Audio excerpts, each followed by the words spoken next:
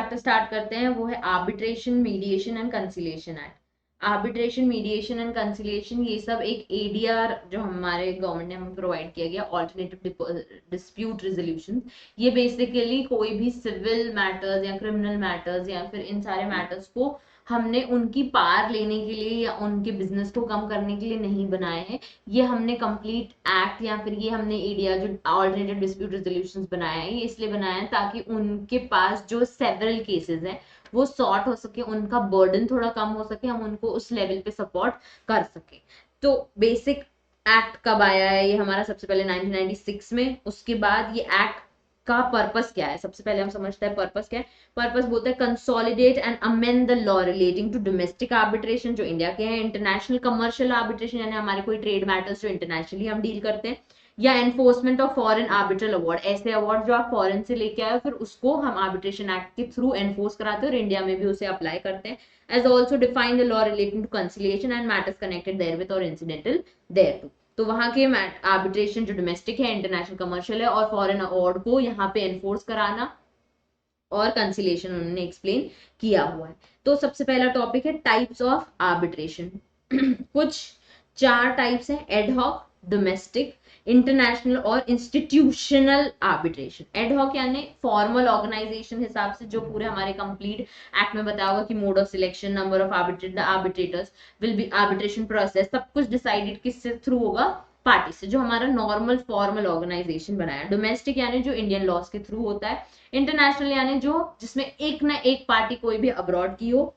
अगर हम proper definition देखें तो एक इंडिविजुअल बाहर का हो, कोई बॉडी कॉर्पोरेट बाहर बनी हो, incorporated other than in any other country which is not India, और association or body of individuals जो कंट्री इंडिया के बाहर हो और government of a foreign country. तो अगर ये लोग होंगे तो इसे हम इंटरनेशनल आर्बिट्रेशन बोलेंगे। फिर इंस्टीट्यूशनल आर्बिट्रेशन, इंस्टीट्यूशनल आर्बिट्रेशन यानी कुछ आर्बिट्रेशन इंस्टीट्यूशंस बनाए हुए हैं इस एक्ट के अंदर, और बेसिकली प्रॉपरली कोई इंस्टीट्यूशन नहीं बनाया, कोर्ट को ही एक आर्बिट्रेशन फॉर्म में कन्वर्ट करके कह दिया गया ये आर्बिट्रेशन इंस्टीट्यूशन है, तो उसके थ्रू जाते हैं हम।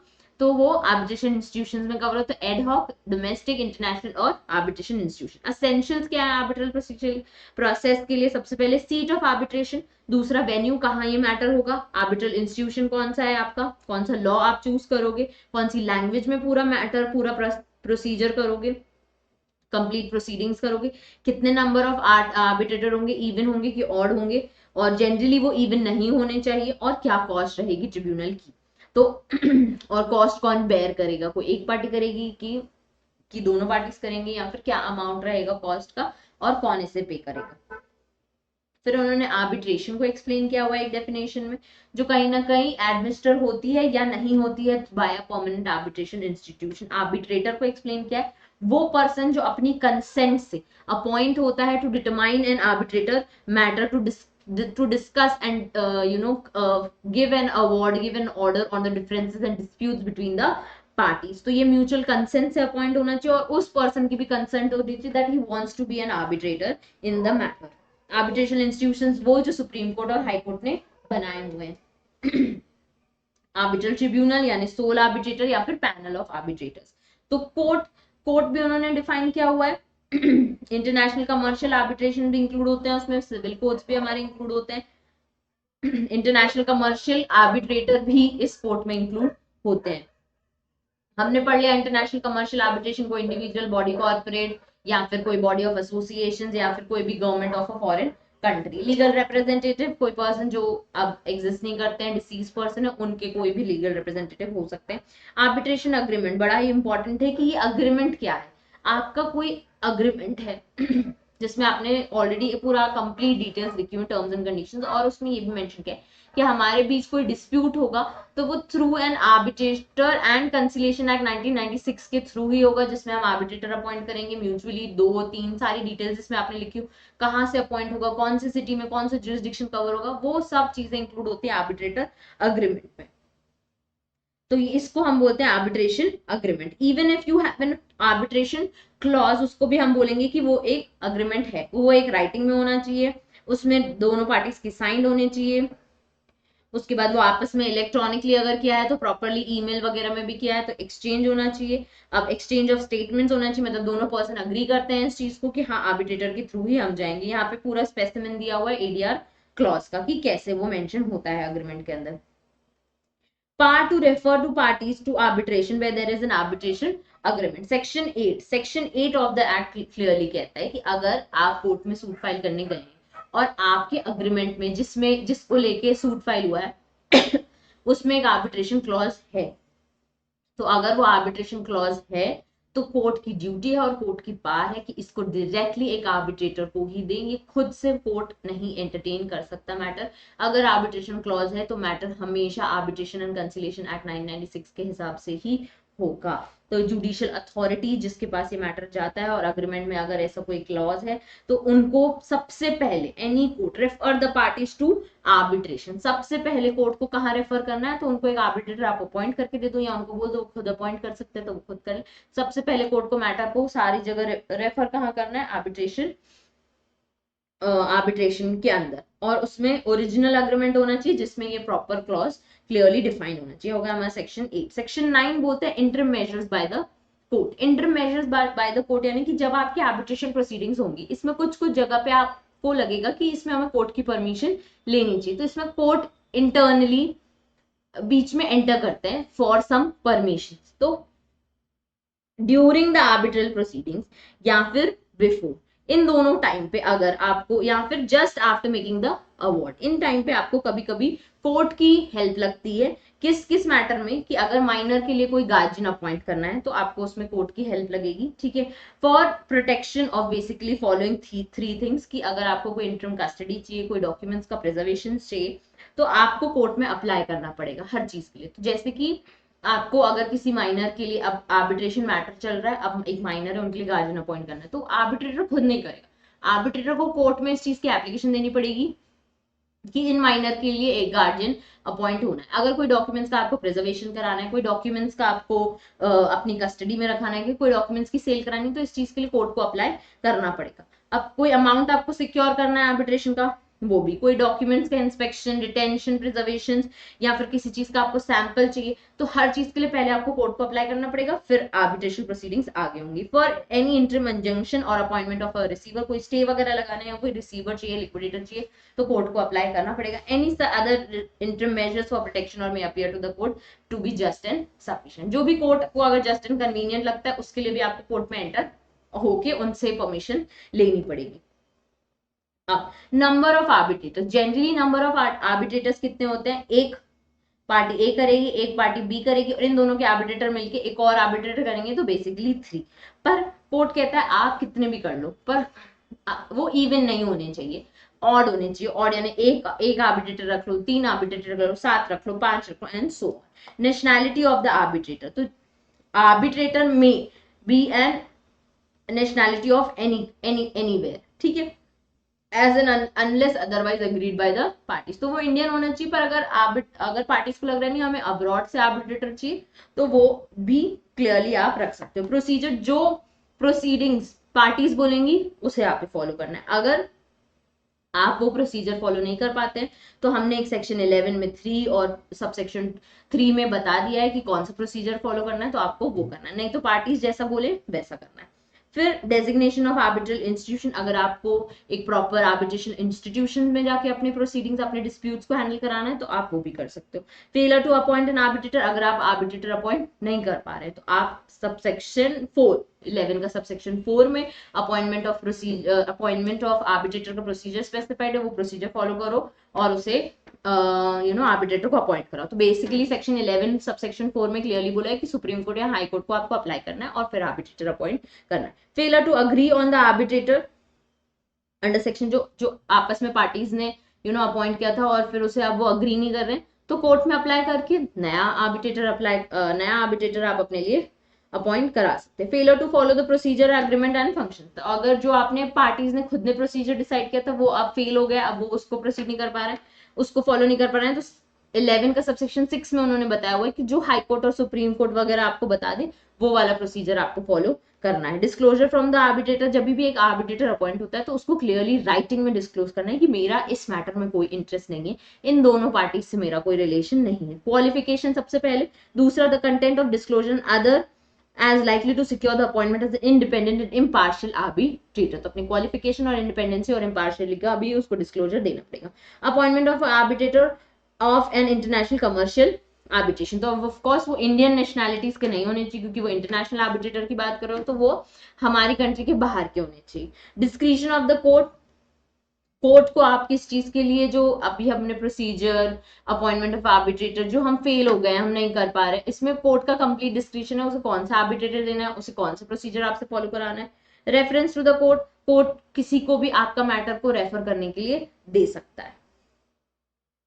Limitation period for the appointment, तो जितनी जल्दी हो कोर्ट, जितनी जल्दी हो, हाई कोर्ट और सुप्रीम कोर्ट को आपने जो सेक्शन 11 सब सेक्शन 4 में एप्लीकेशन दी हुई, जितनी जल्दी हो, एज एक्सपीडिशियसली एज पॉसिबल वो आपके लिए एक आर्बिट्रेटर अपॉइंट कर दे। नहीं तो मैक्सिमम पीरियड 60 डेज है, 60 डेज के अंदर तो उनको एक आर्बिट्रेटर आपको प्रोवाइड करना ही पड़ेगा। Fees and manner as per the schedule of the act वहां पे दी हुई है।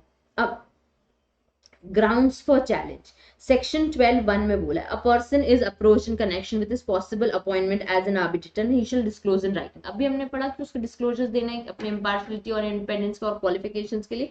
तो ये हमेशा उसको क्लियरली कैसे देना है कि उसका जो एग्जिस्टेंस है, चाहे डायरेक्ट हो चाहे इनडायरेक्ट हो, पास्ट हो प्रेजेंट हो, कोई भी रिलेशनशिप या इंटरेस्ट उसका पार्टीज में से किसी से नहीं होना, पहले का ना आगे का, कभी भी आज की डेट में भी उसका कोई रिलेशन नहीं होना चाहिए पार्टी से, किसी भी अदर काइंड में भी नहीं होना चाहिए, फाइनेंशियली, बिजनेसली, प्रोफेशनली, कोई भी टाइप का रिलेशन उस पर्सन के साथ नहीं होना चाहिए उसका।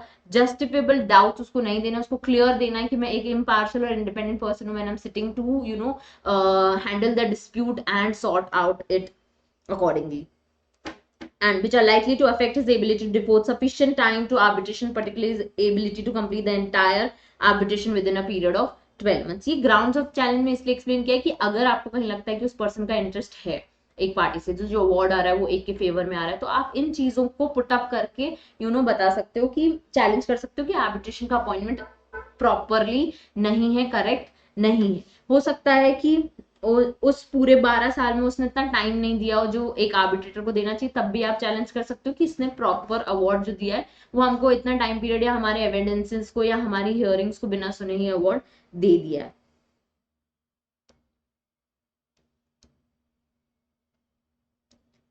अब ये चैलेंज करने का प्रोसीजर क्या है? Parties are free to agree on a procedure for challenging an arbitrator. आपस में डिसाइड करके कैसा भी प्रोसीजर डिसाइड कर सकते हैं कि हमें इस आर्बिट्रेशन पे भरोसा नहीं है, इंडिपेंडेंट नहीं है, इम्पार्शियल नहीं है, बड़ा ही पार्शियल होके जजमेंट्स दे रहा है, अवार्ड दे रहा है, तो वो कभी भी किसी भी प्रोसीजर के थ्रू आर्बिट्रेटर के अगेंस्ट उसके अपॉइंटमेंट को चैलेंज कर सकते हैं, और प्रोसीडिंग्स के बीच में भी कर सकते हैं, अवार्ड है तब भी कर सकते हैं। पर arbitrator shall within 15 days after becoming the aware of the constitution of arbitrator and after becoming the aware of any circumstances referred send a written statement for reasons for the challenge to the arbitral tribunal। फिर उसे, क्योंकि challenge हुआ है court में, तो उसे clearly explain करना पड़ेगा कि क्यों मैं फेयरली हैंडल कर रहा था या मैं कहीं पे भी गलत नहीं हूँ। तो इस अवार्ड को सेट असाइड ना किया जाए या आगे कंटिन्यू करना चाहते हैं वो फ्रेशली, तो वो कर सकते हैं। अब ये कंप्लीटली पार्टीज पे डिसाइड होता है कि जिस आर्बिट्रेटर के हमने अपॉइंटमेंट में चैलेंज किया और वो अब आर्बिट्रेटर चला गया, तो जो उन्होंने प्रोसीडिंग्स करी थी क्या हमें वही कंटिन्यू करनी है, जो उन्होंने अवार्ड दिया था वो एक्सेप्ट करना है और आगे सेकेंड अवार्ड के लिए डिस्कस करना है कि वो अवार्ड सेट असाइड करना है, कंप्लीटली डिपेंड करता है पार्टीज पे।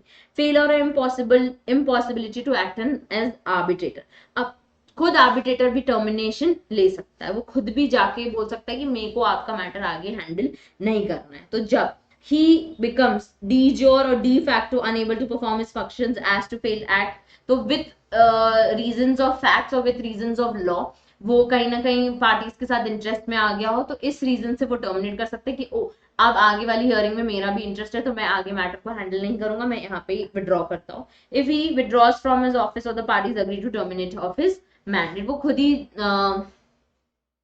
अपने ही मर्जी से विड्रॉ करना चाहता है तो वो कर सकता है, तो वो आगे आर्बिट्रेटर वाला एक्शन नहीं करेगा। Termination of mandate and substitution of arbitrator under section 15, तो 13-14 में तो वो खुद से छोड़ रहा था, 15 में जब विड्रॉ कर देता है फॉर एनी रीजंस कि मुझे आगे मैटर हैंडल नहीं करना है, agreement pursuant to agreement of the parties agree करें कि हमें इस आर्बिट्रेटर के साथ अग्री या आगे फर्दर डिस्प्यूट्स को हैंडल नहीं कराना है।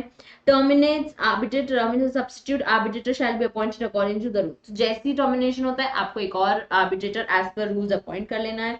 अब ये सारा अपॉइंटमेंट, ये सारी चीजें पार्टीज पे डिपेंड करती हैं। पार्टीज को चाहिए कि प्रीवियस आर्बिट्रेटर का अवार्ड हमें एक्सेप्ट करना है तो एक्सेप्ट कर लें, प्रीवियस आर्बिट्रेटर की प्रोसीडिंग्स एक्सेप्ट करते हैं तो एक्सेप्ट कर लें, नहीं तो सब कुछ सेट असाइड वो कर सकते हैं और फ्रेश आर्बिट्रल प्रोसीडिंग्स भी आगे कंटिन्यू या फ्रेशली स्टार्ट करवा सकते हैं।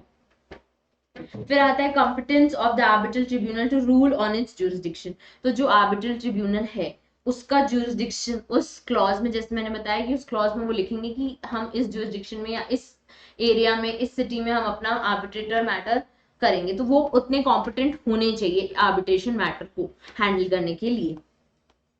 उनके पास खुद का ओन जुरिस्डिक्शन होना चाहिए, वो भी अग्रीमेंट में लिखा होना चाहिए कि वो जो जुरिस्डिक्शन है वो इंडिपेंडेंट रहेगा और other terms of the contracts को वो अग्री करते हैं।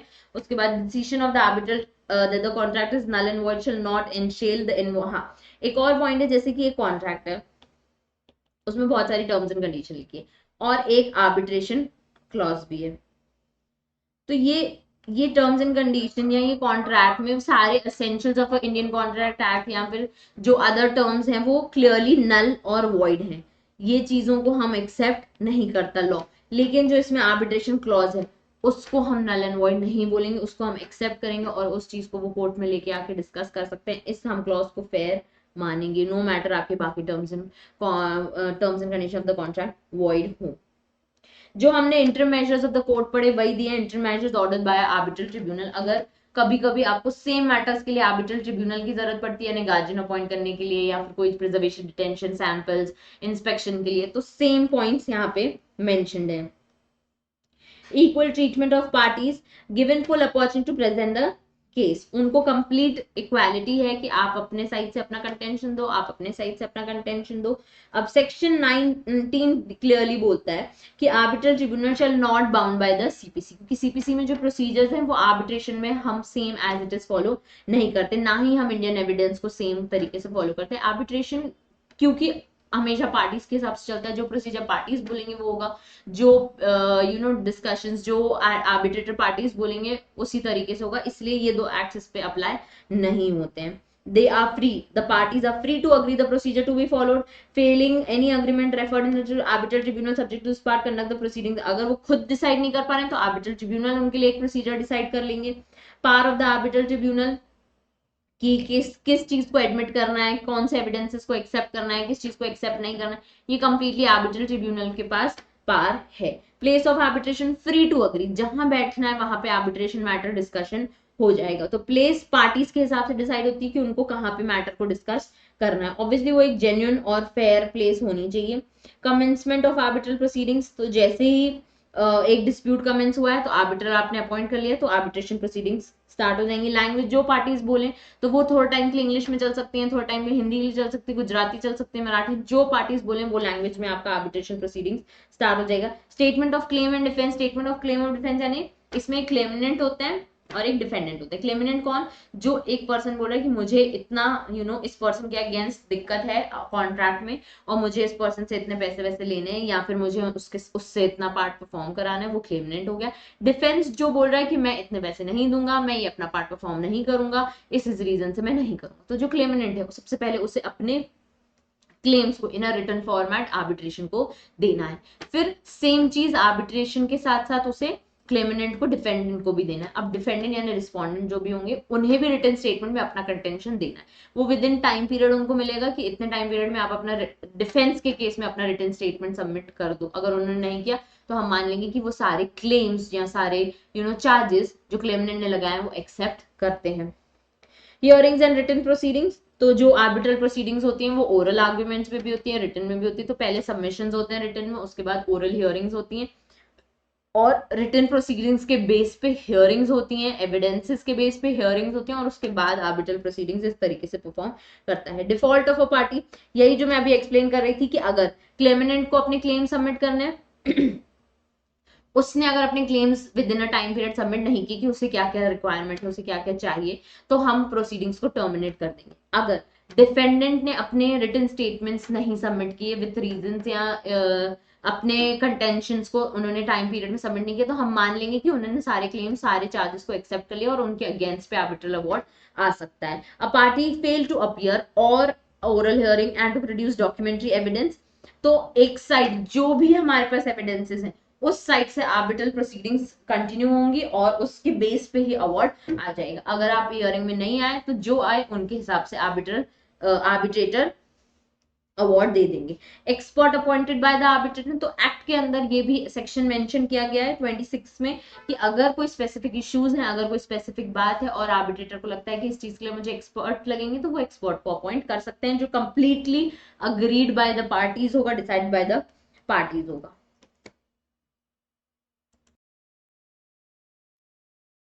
फिर आता है सेक्शन 26 जहां पे कोर्ट के assistance in taking the evidence. तो जब जब आर्बिट्रेटर्स कुछ एविडेंसेस लेंगे उसमें उनको कोर्ट के असिस्टेंस लेनी पड़ेगी, मतलब जब जब वो एविडेंसेस को एक्सेप्ट करेंगे तो उन्हें कोर्ट को अप्लाई करना है कि आप असिस्ट करो, कैसे एविडेंसेस लेते हैं। तो कुछ उन्होंने स्पेसिफिकली सब सेक्शन 2 में स्पेसिफाई किया है कि name and address of the parties of the arbitrator देना पड़ेगा, general nature of claim and relief क्या चाहिए उसको पार्टी को वो बताना पड़ेगा, evidences to be obtain in a particular वे।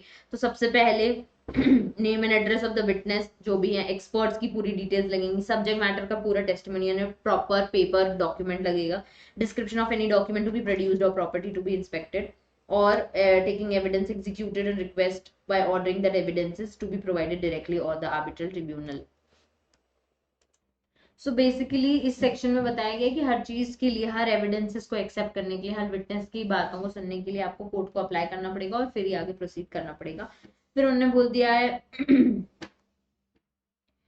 कुछ असेंशियल्स दिए हैं कि आर्बिट्रल अवार्ड इंपॉर्टेंट है कि आर्बिट्रल अवार्ड के असेंशियल्स क्या होते हैं। सबसे पहले वो रिटन स्टैंड होना चाहिए, वो साइंड होना चाहिए, उसमें प्रॉपर रीजन दिया होना चाहिए कि क्यों वो अवार्ड इस तरीके से आया है, वो डेटेड होना चाहिए, उसमें प्लेस मेंशन होना चाहिए कि कहाँ पे ये अवार्ड क्लियरली दिया गया है, clarity of value and interest, तो अगर उसमें कोई बात की गई है जिसमें एक प्रॉपर्टी या किसी इंटरेस्ट की बात है तो उसकी कंप्लीट क्लैरिटी कि आज की डेट में उसकी मार्केट वैल्यू क्या है, कॉस्ट ऑफ आर्बिट्रेशन वो उसमें मेंशन होनी चाहिए आर्बिट्रल अवार्ड में, और डिलीवरी ऑफ कॉपीज, तो सबको एक एक कॉपी उन्होंने डिलीवर करनी है सारी पार्टीज को। टाइप ऑफ आर्बिट्रल अवार्ड दो टाइप के, चार टाइप के आर्बिट्रल अवार्ड होते हैं, interim award, additional award, settlement award और फाइनल अवार्ड।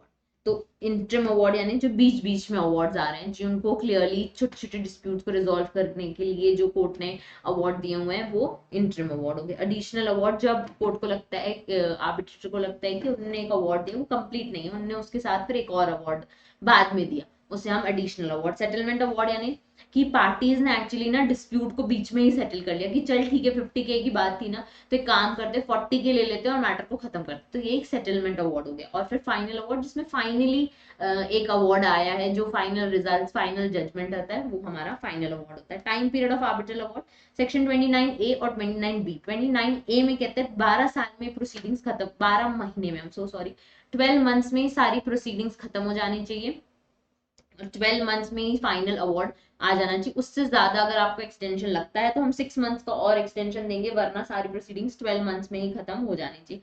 अगर आपका कोई डिस्प्यूट फास्ट ट्रैक है, फास्ट ट्रैक प्रोसीजर जिसमें आप कंप्लीट आर्बिट्रेशन प्रोसीडिंग की एज पर द एक्ट चीजें नहीं कर रहे हैं, फास्ट ट्रैक प्रोसीजर फॉलो कर रहे हैं, तो ये चीज 6 मंथ्स में खत्म हो जानी चाहिए। फिर उन्होंने फास्ट ट्रैक प्रोसीजर ही एक्सप्लेन किया जो हमने बोला कि 6 मंथ। तो फास्ट ट्रैक कैसे होगा, जैसे अभी मैंने बताया ओरल हियरिंग्स होती है, रिटन प्लीडिंग्स होती है, एविडेंसेस लेते हैं, इसमें कुछ नहीं, आपके रिटन स्टेटमेंट्स आए, हियरिंग लगा तो लेंगे, वरना सीधे सीधे अवार्ड देंगे। तो जो जो क्लेमेंट ने लिखा है, जो जो रिटन स्टेटमेंट डिफेंडेंट लिखा है, उनको पढ़ते हुए, उनको मद्देनजर रखते हुए जो भी आर्बिट्रेटर को लगेगा वो उसके बेस पे अवार्ड दे देगा, तो उसे हम फास्ट ट्रैक प्रोसीजर में कवर करते हैं। तो आप चाहें तो फास्ट ट्रैक के लिए भी अप्लाई कर सकते हैं, पर agreed in writing by both the parties होना चाहिए। तो रिटन प्लीडिंग्स होती हैं विदाउट ओरल हियरिंग्स, फर्दर बस क्लैरिफिकेशन अगर और कोई डॉक्यूमेंटेशन चाहिए तो वो आर्बिट्रेटर मांग लेगा। ओरल हियरिंग अगर रिक्वेस्ट है तो कि कोई ऐसी बात है जो पार्टीज बोल रही कि ये तो हम आपको बता के ही कर पाएंगे, तो ओरल हियरिंग्स होंगी। और फिर प्रोसीजरल डिस्क्रिशन, जो भी कंप्लीट फॉर्मेलिटीज होती हैं फॉर एन आर्बिट्रेटर, तो आर्बिट्रल ट्रिब्यूनल बताएंगे, डिस्पेंस करेंगे, क्लियरली डिफाइन करेंगे कि फास्ट ट्रैक प्रोसीजर में कैसे आर्बिट्रल प्रोसीडिंग्स डिसाइड होंगी।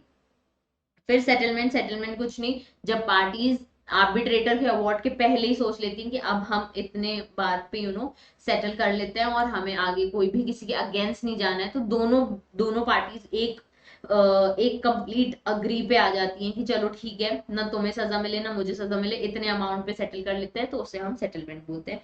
Form and contents of the arbitral award, जैसे कि हमने पढ़ा था कि उसमें राइटिंग में होना चाहिए, उसमें पार्टीज की डिटेल होनी चाहिए, आर्बिट्रल अवार्ड सबको सारे लोगों को देना चाहिए, सारी पार्टीज को। अगर एक से ज्यादा आर्बिट्रेटर, तो किसी एक आर्बिट्रेटर ने भी साइन किया तो चलेगा। उसमें रीजंस डिफाइंड होने चाहिए, साइन बाय द कॉपीज और डिलीवरी टू ईच पार्टी। अब फिर हम पढ़ते हैं एक्चुअल में प्रोसीडिंग्स, जो आर्बिट्रल प्रोसीडिंग्स है वो टर्मिनेट कब होती है। वो टर्मिनेट कब आती है, जब फाइनल अवार्ड हो जाता है, या फिर पार्टीज ने, क्लेमेंट ने बोल दिया कि मैं विड्रॉ करता हूँ, मुझे अब इस पर्सन से कुछ भी नहीं चाहिए, या पार्टीज अग्री करती हैं दोनों में कि अब हमें प्रोसीडिंग्स टर्मिनेट कर लेनी चाहिए, आर्बिट्रल ट्रिब्यूनल ने बोला है कि अब इम्पॉसिबल है इसको फर्दर कंटिन्यू करना, तो फिर प्रोसीडिंग्स वहीं पे ही टर्मिनेट हो जाएंगी। तो विड्रॉ कर लेना, पार्टीज ने अग्री कर लेना, या फिर इम्पॉसिबल है उसको आगे कंटिन्यू करना, अननेसेसरी कोई कोई हम आगे डिस्कस नहीं कर सकते, तो फिर वहां पे वो प्रोसीडिंग्स खत्म हो जाएंगी। एक टॉपिक है सेक्शन 33 में, जिसमें करेक्शंस और इंटरप्रिटेशन अवार्ड और एडिशनल अवार्ड, जो अभी हमने पढ़ा कि एक अवार्ड अगर दे दिया है, उसमें अगर कुछ माइन्यूट चीजें जो यहाँ क्लियरली पार्टीज को समझ नहीं आ रही, लैंग्वेज लीगल लैंग्वेज उनको इंटरप्रिटेट करने में इशू हो रहा है, तो उसके साथ वो करेक्शंस कर देते हैं, या इंटरप्रिटेशंस के लिए चेंजेस कर देते हैं अवार्ड में, वो कर सकते हैं अंडर सेक्शन 33। एडिशनल अवार्ड, एक अवार्ड देने के बाद उनको लगता है कि यार एक और अवार्ड देना पड़ेगा क्योंकि इसमें क्लैरिटी नहीं है, या फिर मैंने आधा अधूरा अवार्ड दिया है, तो उसके साथ अगर वो एक और अवार्ड देते हैं उसको हम एडिशनल अवार्ड देते हैं।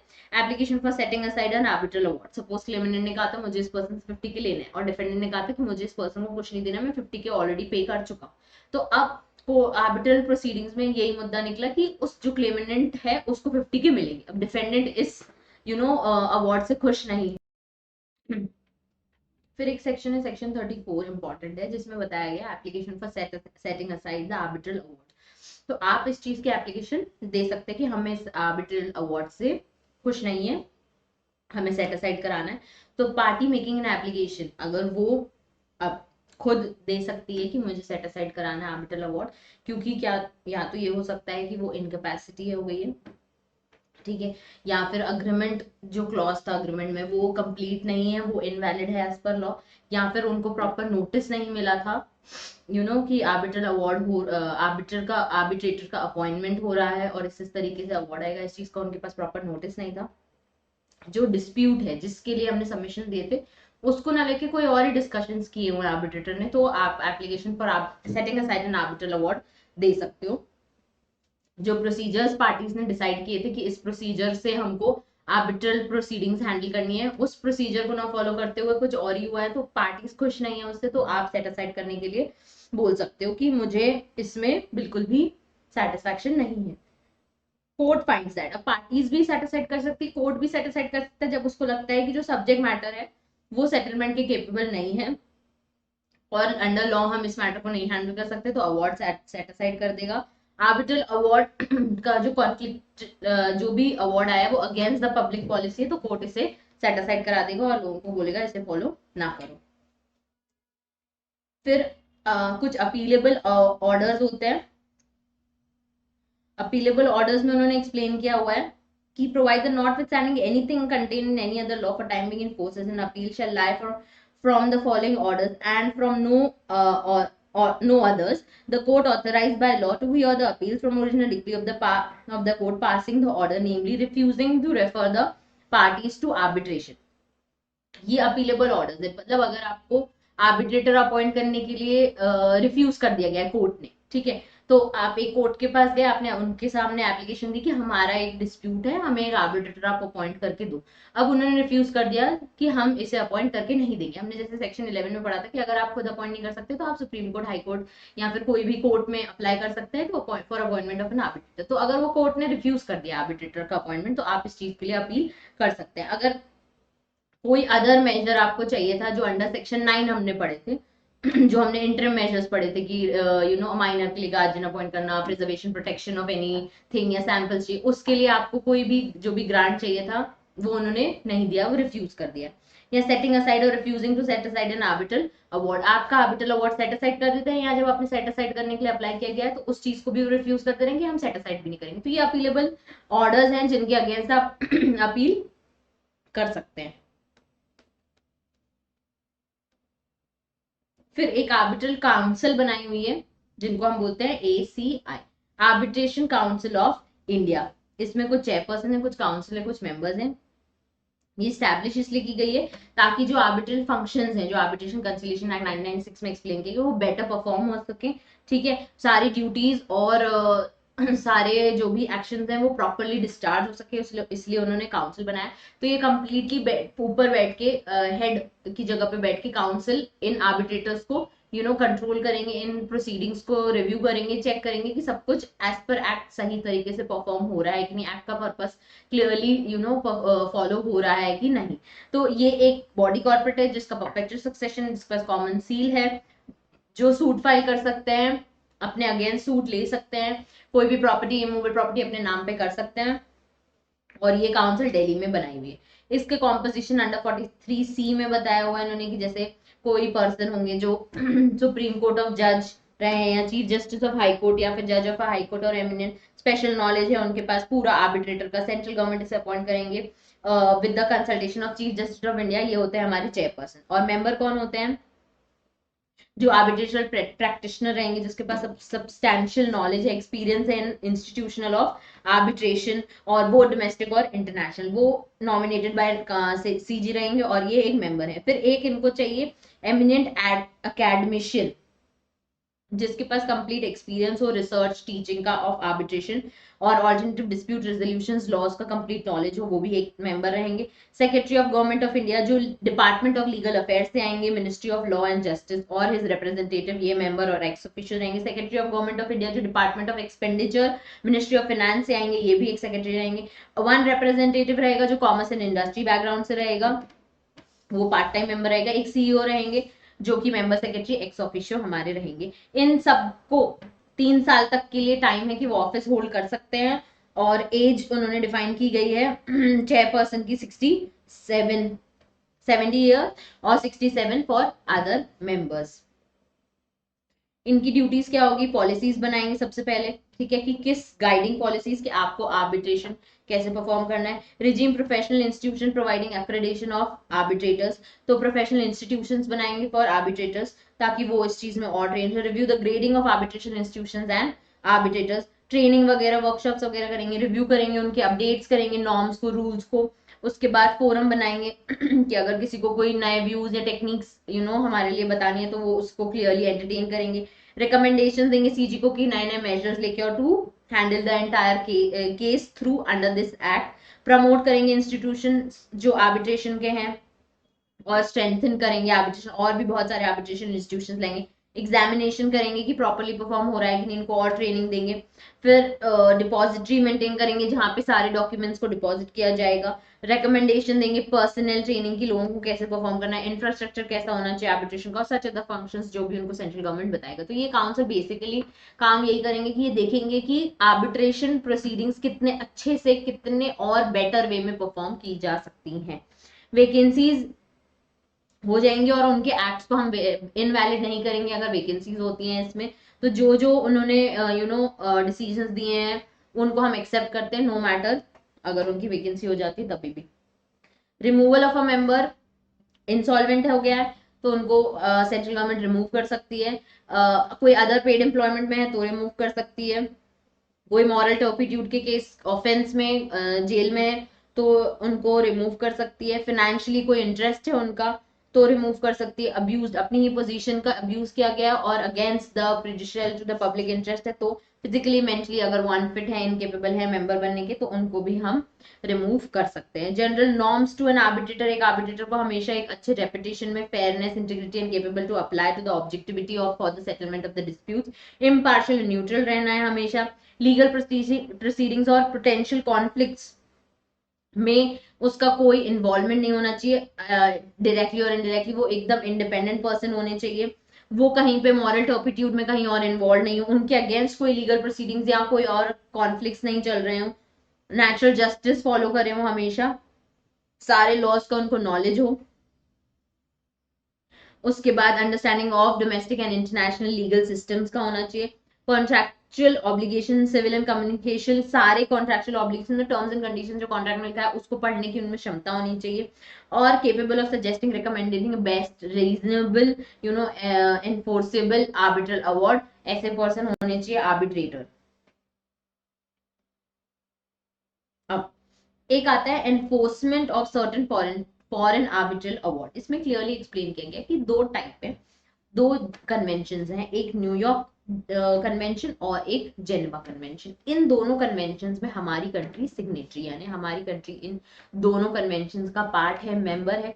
तो अगर आपकी कोई इंटरनेशनल ट्रेडिंग्स हो रही है, आपके अगर कोई भी इंटरनेशनल बिजनेसेस हो रहे हैं, अब उन आपका उनके साथ कोई डिस्प्यूट है और उसमें एक आर्बिट्रल अवार्ड आया जो फॉरेन अवार्ड, तो उसे इंडिया में हमें एनफोर्स कराना पड़ता है। मतलब अब बाहर पूरी प्रोसीडिंग्स करा के अब इंडिया में आओ, उसे एनफोर्स कराओ और उसे फिर अप्लाई करो। जो भी अवार्ड है, चाहे आपके फेवर में चाहे आपके अगेंस्ट में, आपको उसे फॉलो करना है। उस आर्बिट्रल अवार्ड में जो जो बातें लिखी है वो आपको करनी है। वो करने से पहले आपको उसे इंडिया में एनफोर्स कराना पड़ेगा। तो न्यूयॉर्क कन्वेंशन और जेनेवा कन्वेंशन, तो दोनों जगह से जहां से भी अवार्ड आता है उसे यहाँ पे आपको एनफोर्स कराना है। वो बाइंडिंग होगा कंप्लीटली, चाहे वो डिफेंस के केस में चाहे सेट ऑफ के केस में, जो भी होगा लीगल प्रोसीडिंग्स इंडिया में आपको उसे एनफोर्स कराना है।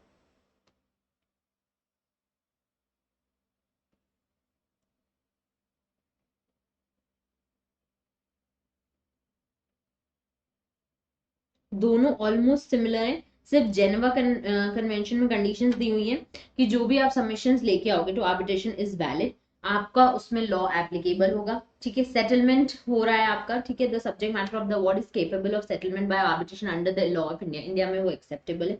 जो भी आपका आर्बिट्रल ट्रिब्यूनल जिसने भी दिया है, provided for submission of arbitration of constituent matter conformity with the laws and arbitral procedure, जो भी आपका आर्बिट्रल अवार्ड आया है वो करेक्टली हमारे लॉ से जुड़ा हुआ है और जो प्रोसीजर्स पार्टीज ने डिसाइड किया था उससे ही लिंक्ड है। सब्जेक्ट मैटर कहीं और किसी और डिस्प्यूट की बात नहीं करता है, वो फाइनल होना चाहिए और इंडिया की पब्लिक पॉलिसी से कॉन्ट्री नहीं होना चाहिए। ये हमारे जेनेवा कंडीशंस, जेनेवा कन्वेंशंस की कंडीशंस है। उसके बाद कंसिलिएशन, कंसिलिएशन और मीडिएशन दोनों ही आर्बिट्रेशन से डिफर करते हैं। कंसिलिएशन में बेसिकली एक फ्रेंडली वे में एक थर्ड पार्टी बैठ के दोनों के मैटर्स को, दोनों के डिस्प्यूट्स को रिजॉल्व कराता है। वो बस lowering of tensions, improve communication कराता है, इंटरप्रिटेट करता है इश्यूज को क्या है, टेक्निकल असिस्टेंस देंगे, पोटेंशियल सोल्यूशंस प्रोवाइड करेंगे और एक नेगोशिएटेड सेटलमेंट में आ जाएंगे। ये होता है हमारे कंसिलिएशन। आर्बिट्रेशन में कंप्लीट प्रोसीजर है जो कहीं ना कहीं हमारे थोड़े बहुत कोर्ट के जैसा है, पर एग्जैक्ट सीपीसी और एविडेंस एक्ट के जैसा नहीं है। ये प्रोसीडिंग जो कंसिलिएशन वो राइटिंग में होनी चाहिए। तो सबसे पहले आप कंसिलिएशन के लिए सामने वाली पार्टी को एक एप्लीकेशन दो, वो एक्सेप्ट करते हैं कि कंसिलिएशन अपॉइंट करना चाहिए कंसिलेटर और मैटर को, डिस्प्यूट को रिजॉल्व करना चाहिए, तो ही होगा, वरना इस चीज को हम रिजॉल्व नहीं करा सकते।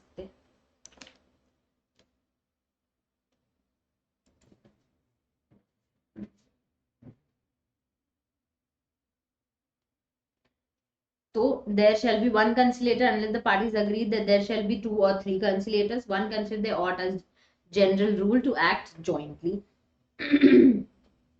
एक सोल आर्बिट्रेटर अपॉइंट कर सकते हो, दो कंसिलेटर अपॉइंट कर सकते हो, दो कंसिलेटर मिलके फिर एक और अपॉइंट करेंगे, same as arbitrator. Submissions of statements to conciliator, तो जैसे हम अपने क्लेम्स और डिफेंसेस आर्बिट्रेशन में सबमिट करते थे, वैसे हमें कंसिलिएशन में भी सबमिट करने हैं। रोल ऑफ कंसिलेटर, तो वो बस बेसिकली एक इंडिपेंडेंट पर्सन है जो और इम्पार्शियल है, वो बस असिस्ट करेगा कि कैसे आप एक नेगोशिएबल सेटलमेंट में आ सकते हैं। वो टेक्निकल असिस्टेंस देगा आपको कि इस तरीके से आप अपने इंटरप्रिटेशन इश्यूज करो। जैसे दो फ्रेंड्स के बीच में एक थर्ड फ्रेंड आके चीजों को रिजोल्व कराता है, वैसे ही एक कंसिलेटर थर्ड पर्सन बैठ के एक थोड़ा सा इनफॉर्मल वे में चीजों को गाइड करता है और इश्यूज को इंटरप्रेट करता है और फिर असिस्टेंस देता है कि कैसे आप इस मैटर को एक सेटलमेंट में आ सकते हैं। तो इनके अवार्ड में ऐसा नहीं होता है कि आपने 50K इनको पे करना, इनके अवार्ड में एक प्रॉपर सेटलमेंट होता है कि आपने 50K मांगा था, वो नहीं दे पा रहे तो आप 30K में खुश हो गया, तो वो सेटलमेंट में आ जाते कि चलो ठीक है 30K दे दो।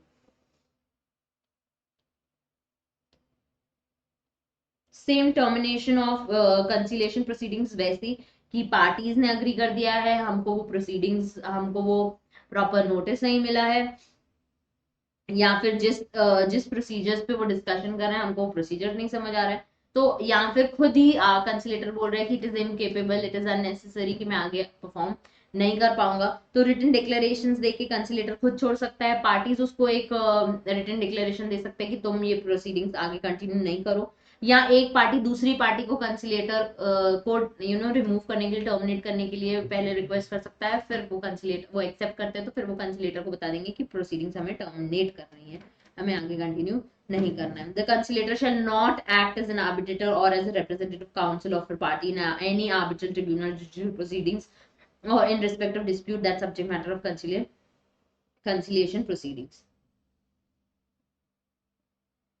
Admission of evidence in other proceedings, तो जब conciliation proceedings होता है तो सारे व्यूज एक्सप्रेस, जो भी सजेशंस हैं, या कोई आपके पास विटनेस है, या फिर कोई प्रपोजल्स हैं कंसिलेटर के, या कोई फैक्ट है जो आपको एक सेटलमेंट में लेके आ सकता है, वो सारे एविडेंसेस हम एडमिट करते हैं।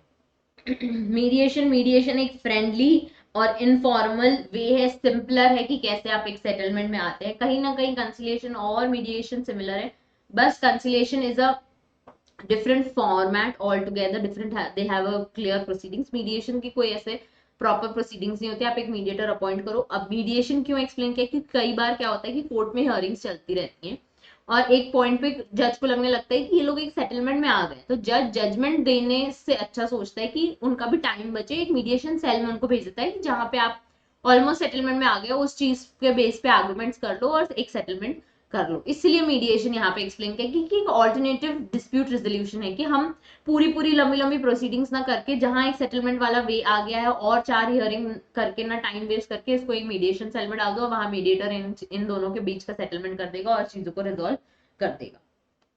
टाइप ऑफ मीडिएशन बताया उन्होंने, कोर्ट रेफर्ड, जो मैंने अभी बताया कि कोर्ट ने आपको एक मीडिएशन सेल में भेज दिया। स्टैट्यूटरी मैंडेटरी मीडिएशन को कभी कभी कुछ लॉज में क्लियरली एक्सप्लेन होता है कि कैसे मीडिएशन आपको करना है। फिर एक प्राइवेट मीडिएशन, जहां पे दो पार्टीज अपने हिसाब से एक मीडिएटर को अपॉइंट करती हैं और उसे रिजॉल्व कराती है। फिर एक होता है ऑनलाइन मीडिएशन। ऑनलाइन मीडिएशन यानी आप गूगल में ढूंढते हो कोई मीडिएटर, फिर वो गूगल मीट के थ्रू या फिर एक थर्ड ऐसी इंडिपेंडेंट रैंडम पर्सन आपने ऑनलाइन ढूंढा और वो आपके मीडिएशन के थ्रू आपका पूरा डिस्प्यूट को रिजॉल्व कराता है थ्रू अ सेटलमेंट। तो 4 हो गए। कोर्ट रेफर्ड, जो सेक्शंस कोर्ट के एक्ट के अंदर दिया हुआ है उसमें रेफर करते हैं। स्टैट्यूटरी मैंडेटरी, जहां लॉ में मैंडेटरी कहा गया है कि इस चीज को मीडिएशन के थ्रू ही सॉल्व करना है।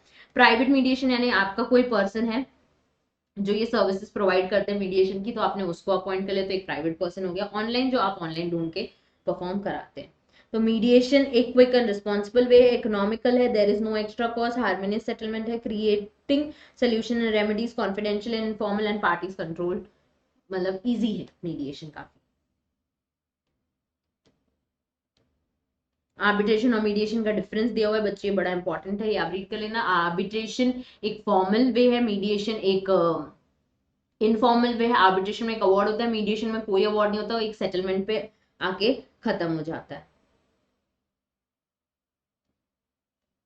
फिर उन्होंने एडीआर एक्सप्लेन किया, जो मैं बोल रही हूँ एडीआर में सब आते हैं, आर्बिट्रेशन, मीडिएशन, कंसिलिएशन, नेगोशिएशन, चारों चीजें एडीआर प्रोसीजर्स में कवर होते हैं। ठीक है, ये हो गया हमारा आर्बिट्रेटर एक्ट। आर्बिट्रेटर के मैं आपको कुछ क्वेश्चंस बता देती हूँ जो हमें अभी हमने पढ़ा, तो वो हमारे लिए इंपॉर्टेंट क्वेश्चंस में कवर हो जाएगा।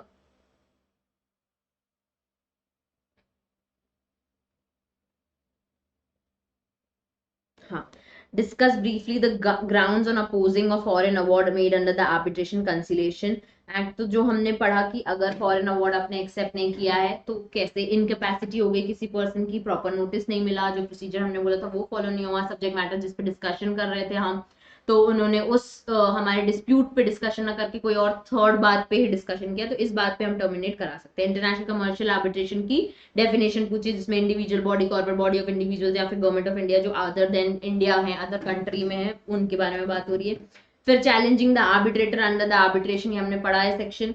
फिर हमने देखा था आर्बिट्रेशन अग्रीमेंट की डेफिनेशन, जो मैंने बोला रिटन में होना चाहिए, सेपरेट होना चाहिए, साइंड होना चाहिए, इलेक्ट्रॉनिकली एक्सचेंज होना चाहिए। फिर आर्बिट्रल अवार्ड कब सेट असाइड करा सकते हैं आप, इनकैपेसिटी होगी, वैलिड नहीं है, प्रॉपर नोटिस नहीं है, वही फर्स्ट चीज जो फॉरेन अवार्ड में सेक्शन 25 पूछा है उन्होंने कि डिफॉल्ट ऑफ अ पार्टी क्या होता है, तो किस वे में जो उनके स्टेटमेंट ऑफ क्लेम्स उन्होंने नहीं दिए या फिर रिटन स्टेटमेंट में नहीं दिया, तो हमने एक्सेप्ट कर लिया कि ठीक है आपने सारे क्लेम्स एक्सेप्ट कर लिए, या फिर कोई हियरिंग में अपीयर नहीं हुआ। फिर सेक्शन 32 पूछा है टर्मिनेशन ऑफ आर्बिट्रल प्रोसीडिंग्स, तो कब कब टर्मिनेट हो जाती हैं।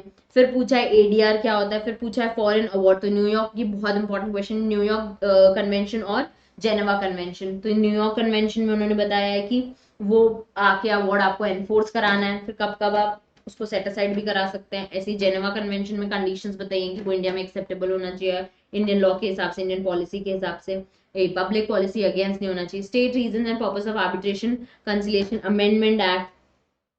उसके बाद एक क्वेश्चन है एनफोर्समेंट ऑफ फॉरेन अवार्ड, वही न्यूयॉर्क और जेनेवा कन्वेंशन, सेम क्वेश्चन। फिर distinguish between arbitration and conciliation.